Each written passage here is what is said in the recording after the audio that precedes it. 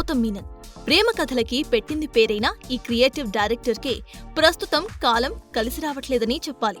ఒకప్పుడు చెలి, ఏమాయి చేసావే, ఘర్షణ లాంటి కల్ట్ బ్లాక్ బస్టర్స్ ఇచ్చిన ఈ డైరెక్టర్ విక్రమ్ హీరోగా ఒక సినిమాని తెరకెక్కించిన సంగతి తెలిసిందే. అయితే ఈ సినిమా పూర్తయి సంవత్సరాలు గడుస్తున్నా రిలీజ్ కాకపోవడం గౌతమ్ కి ఆర్థికంగా దెబ్బ కొట్టినట్టు తెలుస్తోంది.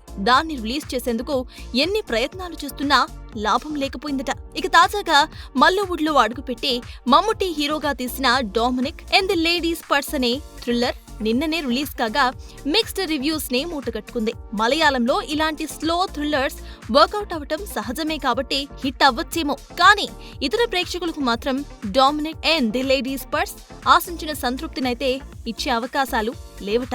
అధిక శాతం ఊహించేలా స్క్రీన్ ప్లే జరగటం, బోర్ కొట్టడం ఈ మూవీకి పెద్ద మైనస్ గా చెప్పుకొస్తున్నారు మూవీ లవర్స్. ఇది సక్సెస్ అయితే మళ్లీ ట్రాక్ లో వద్దామనుకున్న గౌతమ్ మీనన్ ఆశలన్నీ కూడా అడియాసలయ్యాయనే చెప్పాలి.